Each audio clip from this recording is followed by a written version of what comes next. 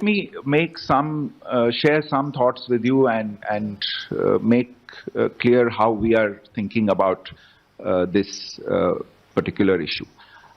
You are aware that India is a net importer in the oil and gas sector. We are a developing economy. We have to be conscious about our resource availability. Naturally, when you are dependent to the extent of 80–85% on an imported resource, you have to have concerns about the possibility of inflation driven by energy costs. So it's not surprising, therefore, that our foremost priority is to safeguard the interests of Indian consumers insofar as energy is concerned, to ensure that they receive adequate energy at the right price and through reliable and secure supplies. And our import policy insofar as energy is concerned is therefore driven entirely by these objectives. Now, you would also have observed that in recent years, the global economy has faced significant uncertainties, which have had a major impact on the stability of global energy markets.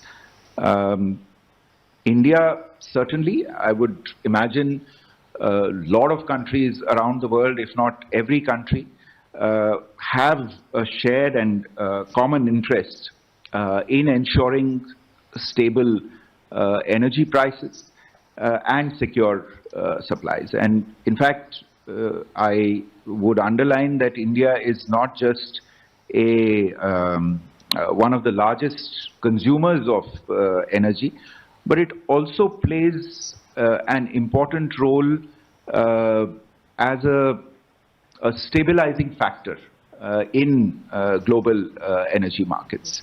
And that's one reason why we import energy from multiple sources. So, as I mentioned earlier, the key drivers of our energy policy are adequate availability, fair pricing, and reliability of supply.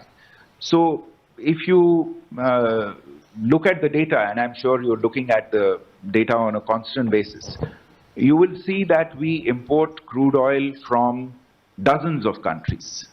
We are neither dependent on any single source for this, nor do we intend to be.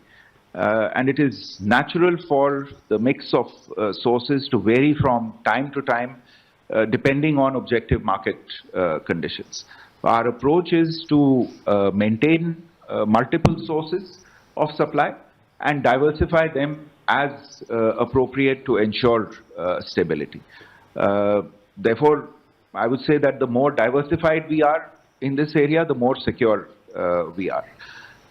Insofar as actual sourcing of energy is concerned, again, all of you follow this closely, so you know that the actual sourcing is done by oil companies in the public sector, oil companies in the private sector. And they make decisions based on market conditions. They assess availability at any given point in time. They assess risks. They assess costs in this process. And obviously, all of these companies also have their own internal accountability related processes to look at, and certain fiduciary responsibilities in the market. So at any given time, there is a rather complex matrix of issues that these companies have to take into account, which, not to disregard it, also includes very, very important financial and logistical aspects. So I expect that what you will continue to see in this sector, in this area, is business choices being made based on these considerations that I have outlined. So what I can firmly and confidently say that whether it is the government or indeed our business, at the end of the day, national interests will be the guiding factor for us in our choices.